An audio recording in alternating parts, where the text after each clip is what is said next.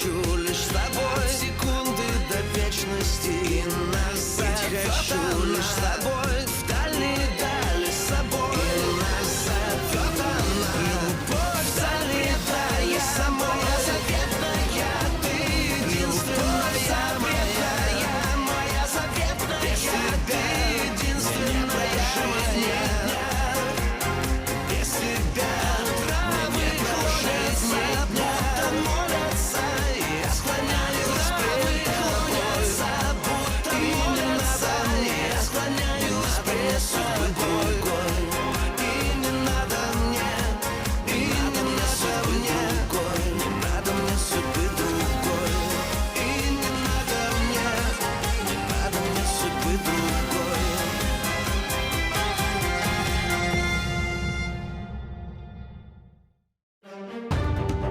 آلتان بعد ما شاف ماريسا مع جولي خان بيسكر وبيعمل خناقة بالفندق بسبب الغيرة. كوليشوف بيتدخل ليحل المشكلة. ماريسا بعد ما انغزت بإيدها من الوردة السامة بتهرب من مقر السفارة وبتفقد وعيها. بيترو وكوليشوف فوراً بياخدوها لعند الدكتور. باسالايف بيقترح على آلتان إنه يشتغل مع كوليشوف. أوسيب بيطلب من جلاديش يساعده لحتى يلاقي أهله.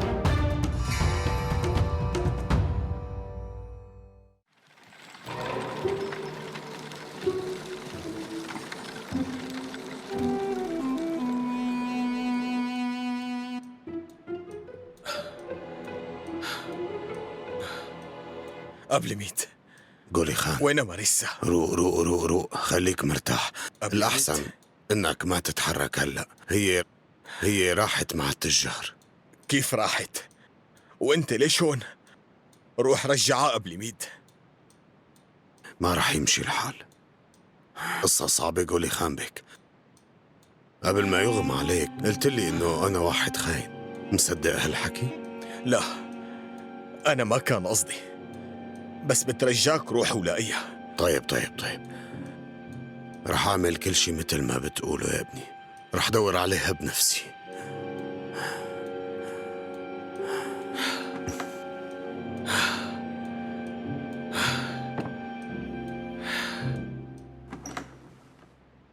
سمعتي شو صار؟ لا، شو؟ الحارسة هربت. ماريسا؟ وليش لا تهرب؟ مو هي كانت بضيافة جولي خان بيك؟ ايه صح، بس الموضوع معقد وما فيني اشرح لك. المهم هلأ لازم نرجع لهون. بس أنا كيف بقدر ساعدكم؟ انك تلاقي بيترو. هي راحت معه. ما في داعي دور عليه. هو عزمني اليوم المساء على العشاء. حلو هالحكي، حلو. أول شي لازم تعرفي وين هديك الحارسة. وإذا رفض يحكي بهذا الموضوع معي؟ شغلتك انتي تخليه يحكي عن كل شي بدك إياه، أو بالأحرى عن كل شي أنا بدي إياه. بس قبل ميت بيك أنا عادي. مليت وأنا عم بسمع قديش انتي بنت عيلة محترمة. صار لازم تعوضيني، وبدك كمان تجيبي لي مستمسك على هذا السافل الحقير بيترو. ولا نسيتي شو بقدر أعمل فيكن؟ لا.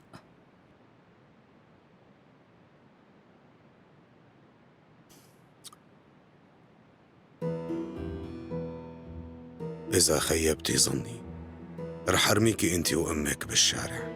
شو رح تعملوا وقتها؟ رح تموتوا من الجوع لأنه اتنيناتكن صرتوا كبار وما حدا رح يعبركن.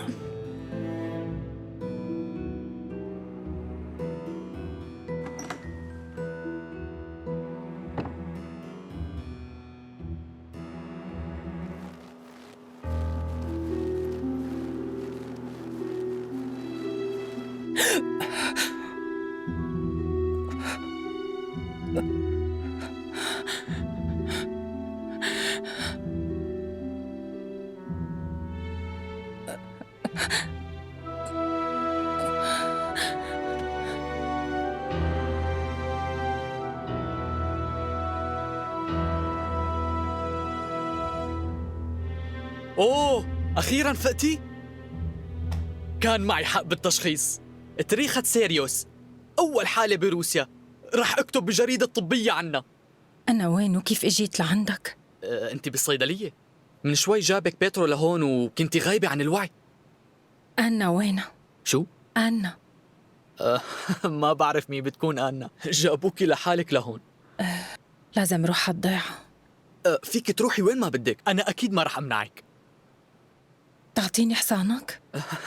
ما عندي حصان أنا. بقدر لاقي لك عربجي بس بده مصاري. ما معي شي بنب، ممكن تعطيني منك برجع لك ياهم. أوه، شو هالمفاجأة؟ نشكر الرب اللي شفاكي. منيح اللي رجعتي ووقفتي على رجليكي مرة تانية، لأنه وضعك كان كتير صعب. نحن منعتذر منك لأنه تركناكي لحالك. أنا والسيد بيترو كتير خفنا عليكي وما عرفنا شو بدنا نساوي لحتى توديني على إجناتا فيسكايا؟ إجناتا فيسكايا هي وين؟ أنا بدلك على الطريق. خلص مو مشكلة، أنا رح وديكي. خلينا نروح.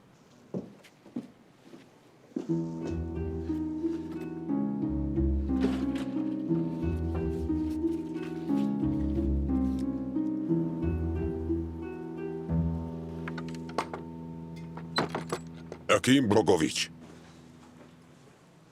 نيل تعال وراي بسرعة.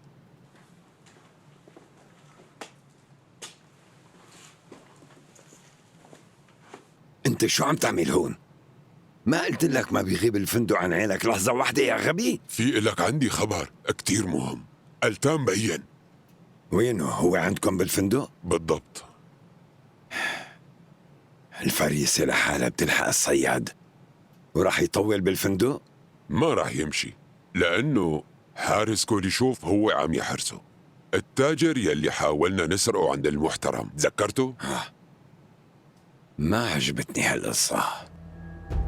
كوليشوف والتان أكيد في شي مهم ولازم نعرف شو هو. شوكا! شوكا! شو أكيد بروكلوفيتش؟ اجمع الشباب، بدنا نروح، في عنا شغل. يا شباب يلا جهزوا حالكم، بدنا نروح عنا شغلة. يلا يلا بسرعة. انت ما في داعي تروح معنا بلا ما تبين هنيك. لو تعرفي قديش أنا والسيد بيترو خفنا عليكي. يا ترى شو اللي صار بمقر السفارة عند الأتراك؟ وأنت شو كنت عم تعمل هنيك؟ عرابي هنيك مستشار بالأمور التجارية، وأنت شو؟ أنا كمان مثل بيترو، عندي تجارتي الخاصة وعم حاول إني أبني علاقات تجارية معه. ويا ترى عم تزبط معك؟ تعرفي ما في شي سهل. خطر لي أطلب منك المساعدة بهي القصة. وأنا شلون بدي ساعدك؟ قبل ما أقول لك، بالأول لازم أعرفك عن حالي. أنا كوليشوف أليكسيفيتش، تاجر درجة أولى. وحضرتك مين بتكون؟ ماريا غريغوفنا، ممكن تنادي لي ماريسا. حبيت ماريسا أكتر من ماريا. أنا بعتذر منك بس السرج بده شد. نزيل شده. أنا بالأول رح أحكي لك عن حالي. أنا أرمل، ناوي اشتغل بالتجارة مع الأتراك، والناس هنيك ما بيحبوا يتعاملوا مع الرجال اللي بيكون لحاله.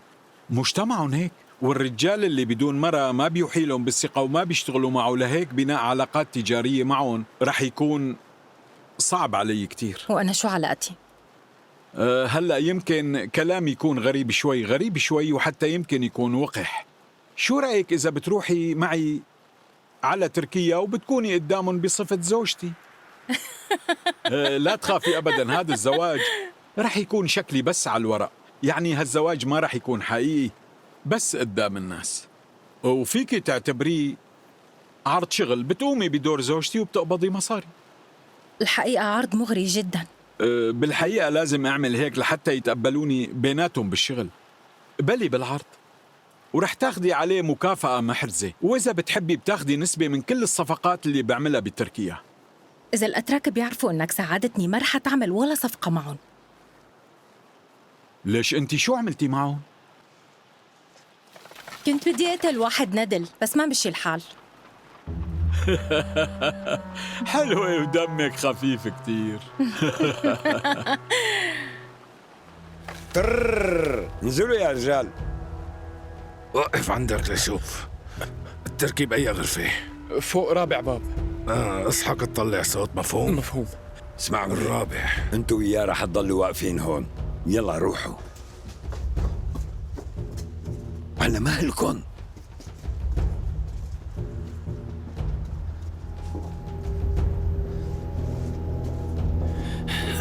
روح لا تخاف، فوت على غرفتك.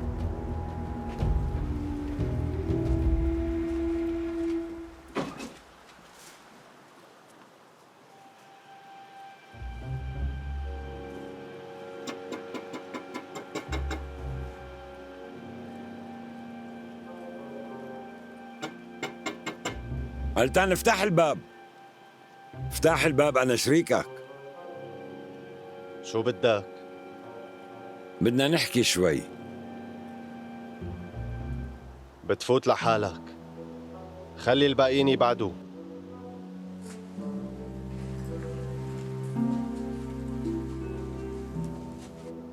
أبعد.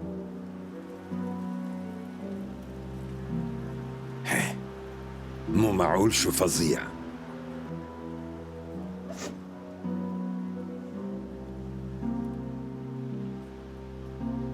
أنا انكشاري وبسمع دبيب النمل. تعال.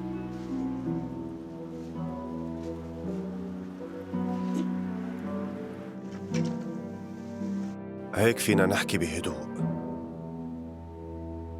شو بدك؟ ما عم تتصرف باحترام يا التان. انت نسيت فضلي عليك، نكرته مع انك وعدتني تخدمني.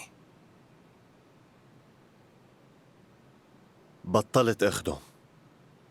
ماشي ماشي، لكان وين مصرياتي من العرباية التركية؟ بعرف انهم كانوا معك. أنا سلمتهم للشرطة.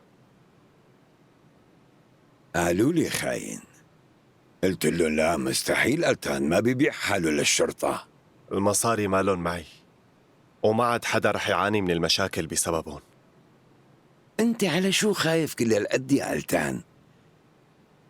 ليكون على البنت اللي هاجمنا بيتها، مين بتكون بالنسبة إلك؟ اتركها بحالها يا أكيم. شو قصتكن انتو؟ كلكم خايفين عليها، ليه؟ انت وبترو مبين عليها حدا مو عادي ابدا. أنا قلت لك اترك البنت بحالها، وإذا شعرة وحدة من راسها بتتأذى رح شيلها لرقبتك. مفكر بتخوفني؟ كلها على بعضها ما بتهمني. بترجع لي مصرياتي أو بتعوضهم، ممكن ساعتها ما أقرب عليها، بس مو أكيد، ما بوعدك.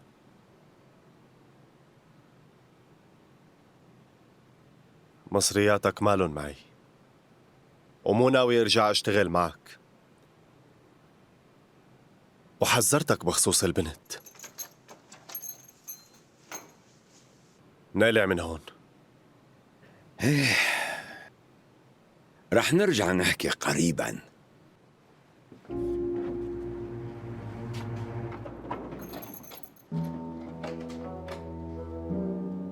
امشوا. انتوا الاثنين روحوا على المستودعات.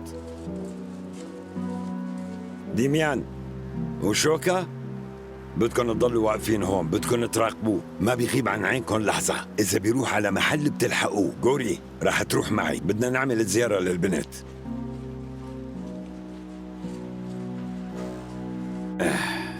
امشي سلطان، امشي امشي.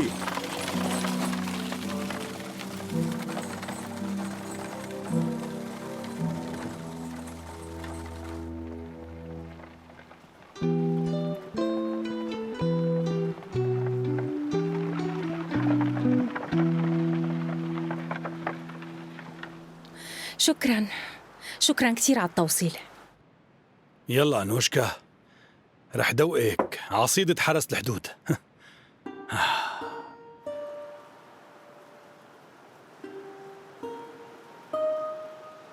بدك هلأ نرجع على المدينة؟ لا، رح نستنى شوي.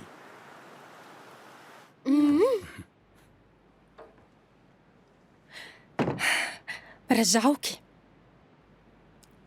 طبعا رجعناها، وصار هالشي بفضلك. يعني حذرت شو كنت بقصد. وليش حتى ما أحذر؟ كم مهرب بتضحكنا عليه أنا وأنتي. قبل كنا نفهم مع بعض، بس من نص كلمة. مو صح حكي؟ ايه صح، كان وقت منيح. منيح ايه.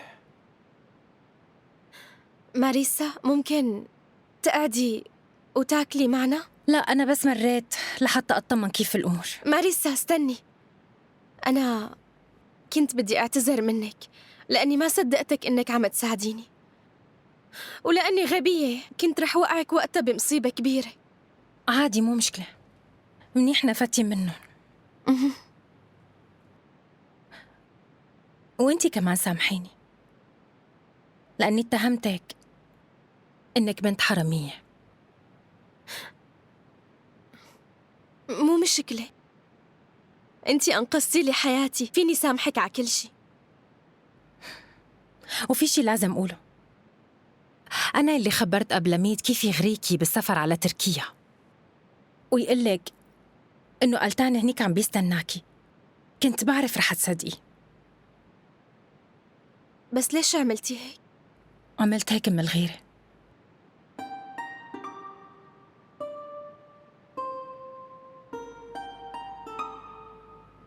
شو فيني أقول؟ أنا ما بقدر أكره حدا أبداً. عن جد أنا بحسدك، بس ليكي آلتان بتجيلي من بالك من اليوم، وبنصحك لا بقى توقفي بطريقي، فهمتي؟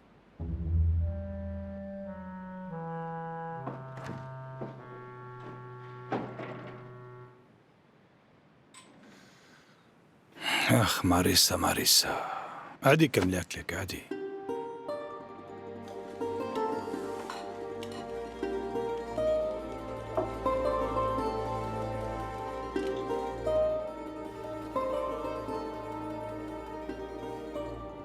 أنا من فترة شفته لهذا ألتان. عن جد شفته؟ لما كنا رايحين رجعك عند الطريق القديم كانوا الأتراك لاحقينه، ولما شافوا الدورية تبعنا لفوا بخيولهم ورجعوا من مكان ما أجوا. هو لساته عايش؟ ليش شو بده يصير له يعني؟ مثل القطط ب7 أرواح.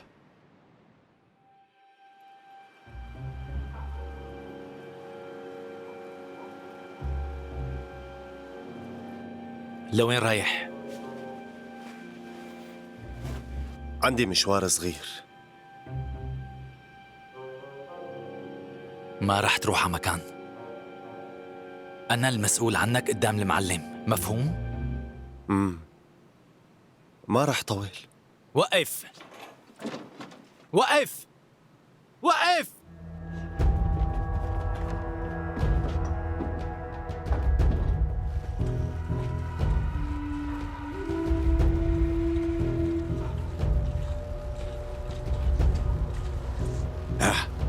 الواضح انه العصفورة بالبيت.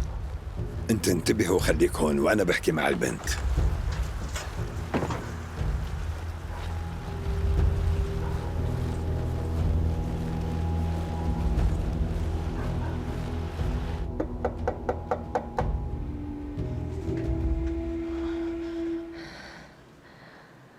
مين برا؟ افتحي، هذا انا. ولا بتحبي اخلع الباب؟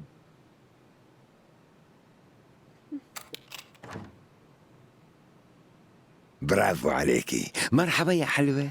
جيت مشان المصاري؟ بس لحظة.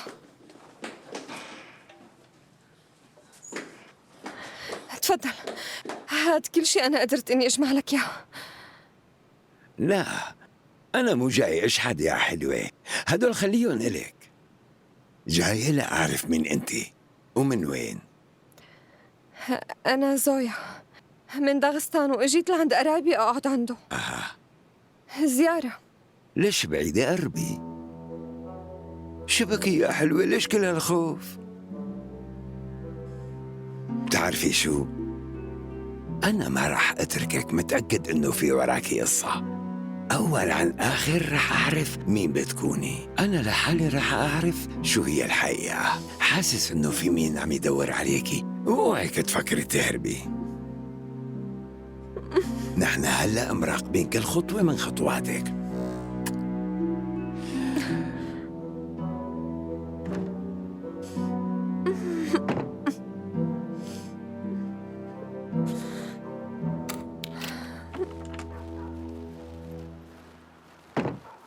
قوري قوري وينك انت؟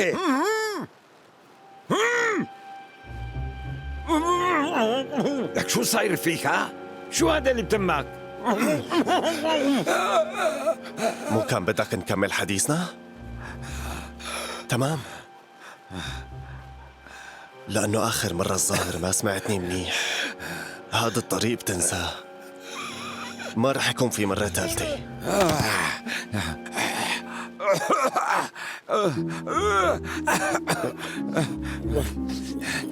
كيف عرف انه نحن هون؟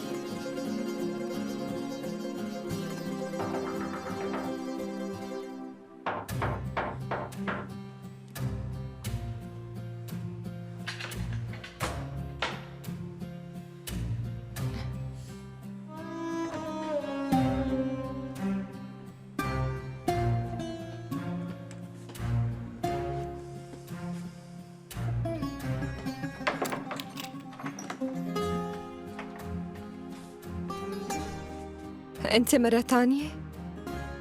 شو اجيت لهون لتحرسني؟ اجيت لنحكي.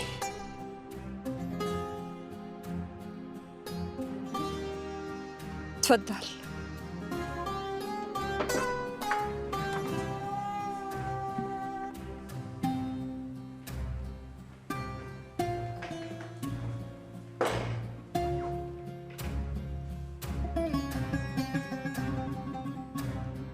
انت لازم تسافري. وليش لحتى رد عليك؟ لأني بدي ساعدك. رح وديكي على المطحنة لعند أمه لرومان. لتعيشي بروسيا لازم يكون معك وثائق. بتصور إنه صديقك بيترو بيقدر يساعدك. بعدين بتسافري انت ورومان.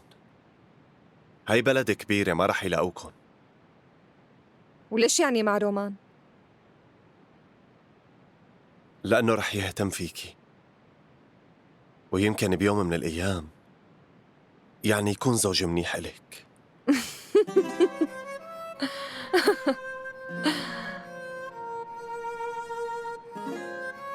مستحيل هالشي. ما رح أعيش ببلد غريب باسم تاني، وفوق هيك بدك يعني أتزوج خادم حتى ما بعرف أصله؟ أنا زوجة وريث عرش السلطان، وابني أكيد لازم يكون بالمكان المناسب لمكانته. لما يولد رح أعرف مصطفى عليه، ورح أكشف جرايمه لقولي خان. انتي معقول انتي حامل؟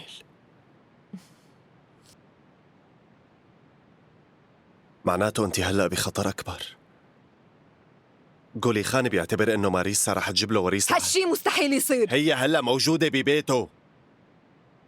ما رح يتجرأ قولي خان، ومصطفى ما رح يسمح له. مصطفى بتركيا وأنا كنت بمقر السفارة. قولي خان وماريسا هلأ مع بعض. روح.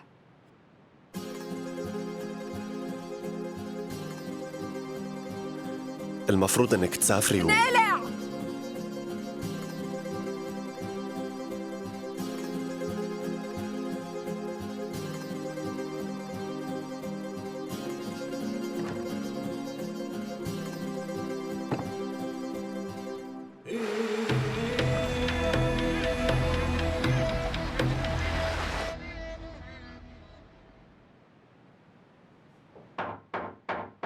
تفضل. تسمحي لي ادخل؟ طبعا.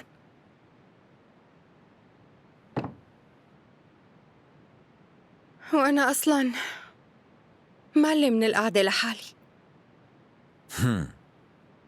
بجوز الخبر يلي رح أقوله بعتقد على الأغلب ما رح يفرحك. شوفي شو صاير؟ لا تخافي، مو صاير أي شي بيخوف. يعني الموضوع مجبرين إنه نحن عن قريب نرجع على روسيا.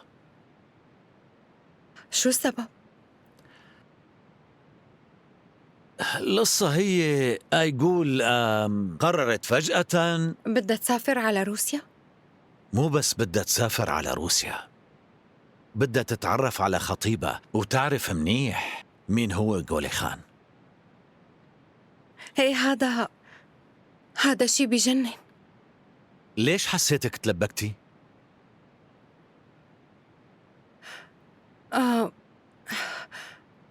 الخبر شوي فاجأني وما خطر لي إنه ممكن تنقلب بهالسرعة، وهذا كتير عاجبني.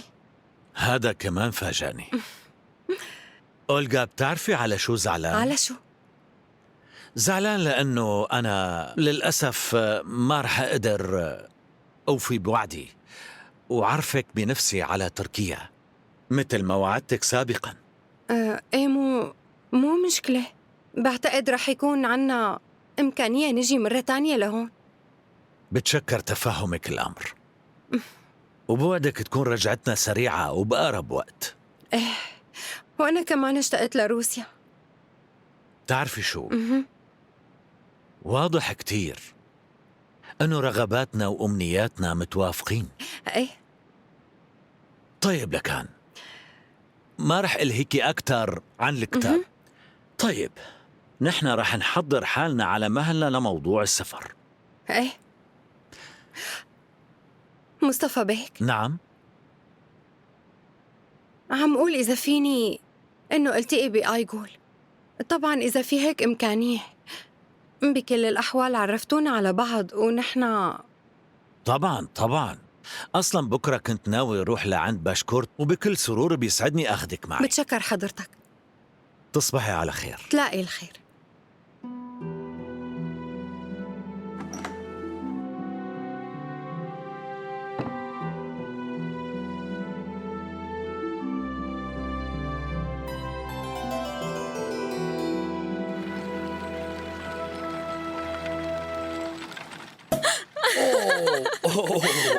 سيد بيترو، يعني أنت مصر تخليني عم أشرب كل الوقت؟ شو هالحكي اللي عم تقوليه يا ليديا؟ نحن رح نشرب كمان شوي بصحة هالسهرة الرائعة.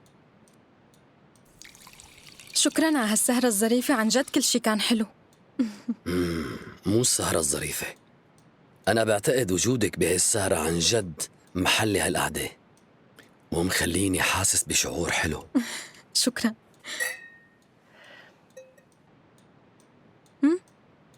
كتير حلو الواحد يرتاح بعد يوم طويل بالشغل، وخاصة أني غرقانة بين الأوراق.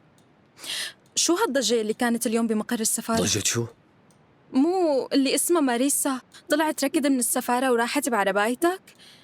غولي خان بيك كان معصب كتير، خانقوا يعني؟ ما بعرف، هذا ما كتير بيهمني. أنا مو من عاداتي أتدخل بخصوصيات العالم. ماريسا طلعت وطلبت مني وصلها لعند الدكتور، وصلتها لعنده ورحت. دوقي لي هالشوكولاتة. بيقولوا يلي بياكل شوكولاتة بصير مزاجه كتير عالي. خدي واحدة. شكراً. لعند الدكتور اللي عنده صيدلية، صحيح؟ ايه مزبوط، بس هذا الموضوع ليش هامك يا ليديا؟ الشوكولاتة طيبة كتير، بس سمعت صوت وأنا حساسة للأصوات العالية، وأنا كتير بتوتر منه. ماريسا مريضة يعني؟ في شي خطير؟ ليديا، نحن ليش كل الوقت عم نحكي عن الناس؟ أنا دعيتك على العشاء لحتى استمتع بوجودك، وما بدي أحكي عن أي شي تاني أبداً. شو رأيك تحكي لي عن حالك شوي؟ أنا ما بعرف عنك أي شي. شو بتقري مثلاً؟ شو اللي بيصير اهتمامك؟ لا وقفي، بعتقد بتحبي الروايات العاطفية يلا ولازم تكون روايات عاطفية بنهايات سعيدة. أنا حزرت ولا لا؟ حزرت؟ عن جد؟ أنا وين حزرت. عرفت؟ إيه حزرت. شو عم تشوف؟ شو في بقلبي؟ مو صعب الواحد يحزر هالشي لما يكون عنده مشاعر معينة تجاه بنت. ليديا اسمعيني، في عندك هون على خدك شوكولا، شيلك إياها؟ أنا رح روح ما في داعي ما في نظفها. داعي. استني أنا بمسح لك إياها بهدوء. ها شلناها. بتعرفي ليديا، أنت مثل الشوكولا، عن جد أنت حلوة. بيترو، سيد بيترو لو سمحت. شوفي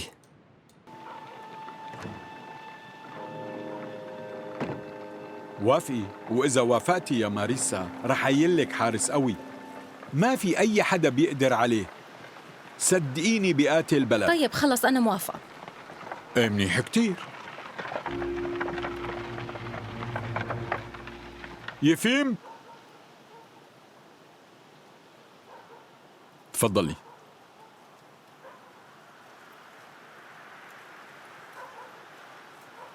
هاي الجرتة. مرحبا. يسلموا.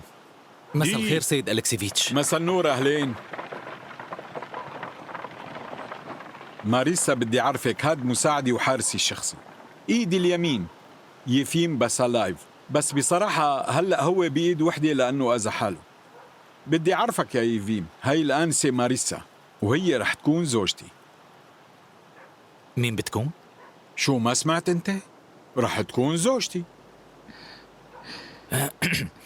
تشرفت بمعرفتك. أهلا وسهلا فيكي. تشرفنا. خلاص حاجة بقى، بكفي حكي. طلع افتح لي الباب على الحارس الجديد، بدي أعرفه على خطيبتي ماريسا. ايه بس ممكن يا معلم يكون نايم بهالوقت؟ ليش لحتى نفيقه؟ ايه فيقه، ليش عم تفعلوا أنا؟ هات المفتاح، أنا بدي افتح الباب. هات خلصني. أمرك. تفضلي.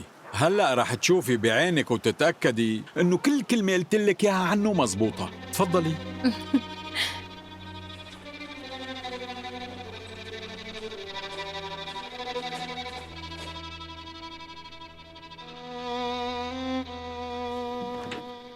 بدي أعرفك على حدا كتير مهم رح يكون معنا بالفترة الجاي.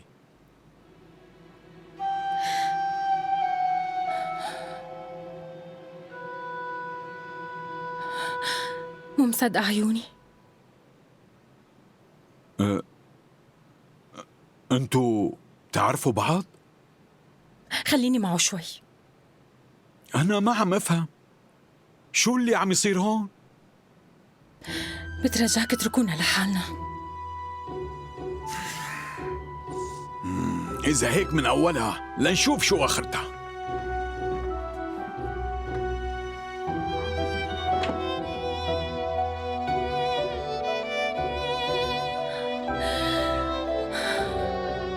روقي شوي، اهدي ليديا. بعد عني. بترجاكي اهدي شوي، لا تبكي. طيب ما راح أزعلك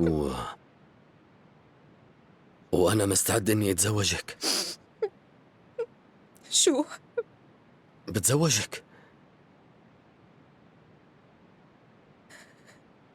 إذا بدك، أنا مستعد.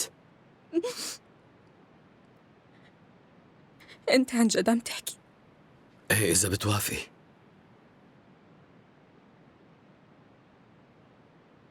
وما بتغير رأيك؟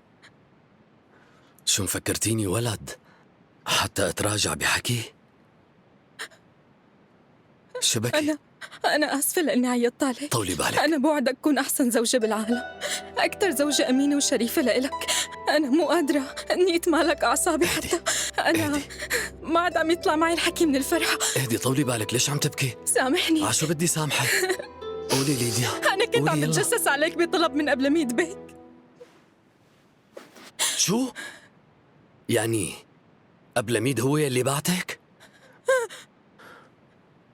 بعترف إنك عن جد فاجأتيني، بس ما في مشكلة.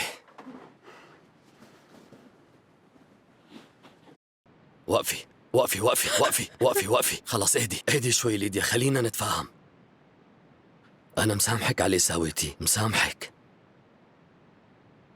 بس من هلأ ورايح تجي لعندي وتقولي لي كل شي بيصير وما بتخبي عني أي شي. فهمتي علي ولا لا؟ تمام. بتراقبي أبلميد وبتخبريني عن تحركاته. هالشي مفهوم ولا في داعي أقوله مرة تانية؟ تمام. كتير منيح.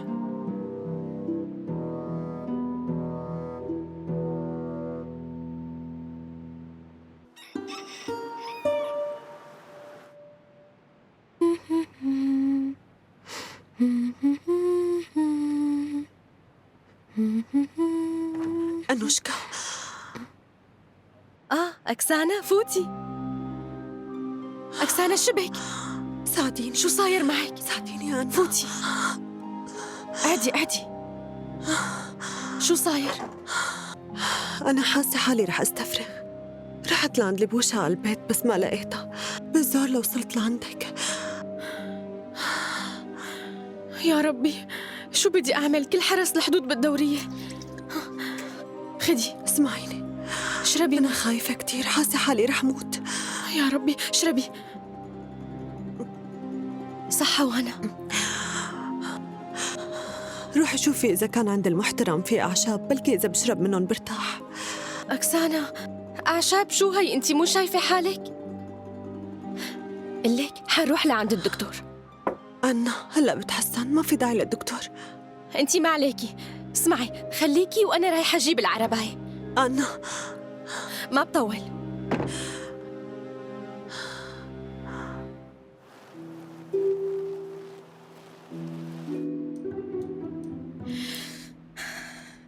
وهي القهوة. شكراً. قولي لي ليديا. نعم. ليش كنتي عم تسألي عن ماريسا؟ أبلميد اللي طلب؟ ايه. قولي خان بيك جن جنونه لما هربت. وشو بده فيها؟ يمكن بيحبها. غريبة. واحد تركي بعادات شرقية مع بنت متحررة بعادات وأخلاق مختلفة عنه، يعني حارس حدود بتنورة. شو يلي ممكن يجمع هيك اتنين؟ أنا عن جد هي المعادلة ما عم أفهمها أبداً. وأنا ما بعرف. أنا واثق إنك ما بتعرفي، بس أنا هيك عم أحكي مع حالي مو أكتر. أنا هلأ صار لازم روح على شغلي. إيه طبعاً، قومي لحتى وصلك.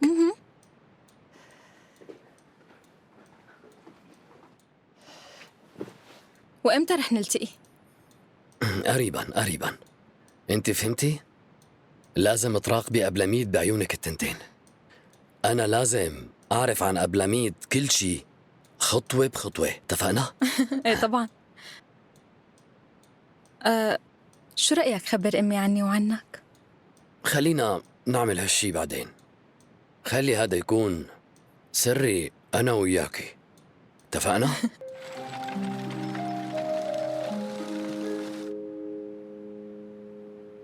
أكسانا يلا قومي، خلينا نروح العرباية برا. شو رأيك بلا ما أروح لعند الدكتور؟ حاسة حالي ارتحت شوي. ما بيصير، يلا قومي معي هيك منطمن أكتر. يلا قومي. طيب.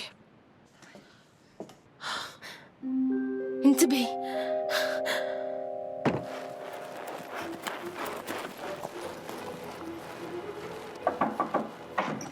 عفواً أبلميد بيك. وأخيراً اجيتي؟ شو صار معك؟ أنا كنت عند السيد بيترو، مو أنت يلي بعتتني لعنده؟ عرفتي وين الحارسة؟ قولي خان بيك عم يسأل عنك كل شوي. إيه هو. شو؟ ليش هيك متلبكة ما تحكي؟ هو وصلها على الصيدلية لعند السيد شوتاف. ايه منيح. صار عنا شي نبلش منه. وانتي شو كأنه لقيتي طريقة تتعاملي معه بغض النظر عن بنت العيلة المحترمة؟ برافو عليكي، كل شي له تمنه.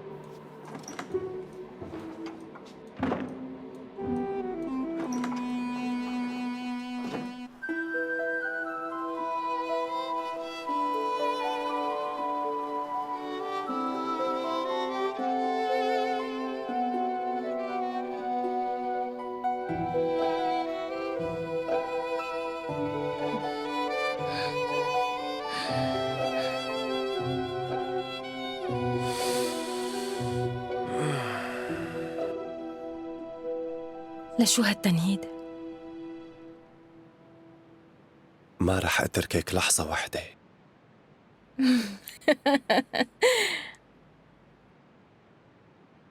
وشو مشان وعدك؟ حاليا ما بعرف إلا ما يلتقى لحل.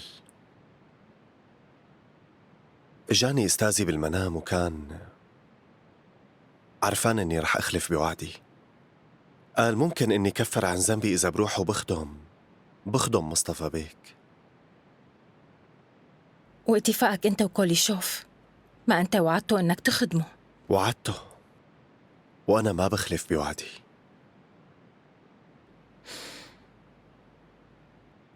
طيب معلمك حكى شي بخصوصي؟ إيه حكى. شو قال؟ قال بدك ترجعي لي وبدك تصيري مرتي. شفت كيف؟ معناتها رح نكون مع بعض. رح نكون، بس شو بس؟ إذا بترضي تغيري دينك. شو؟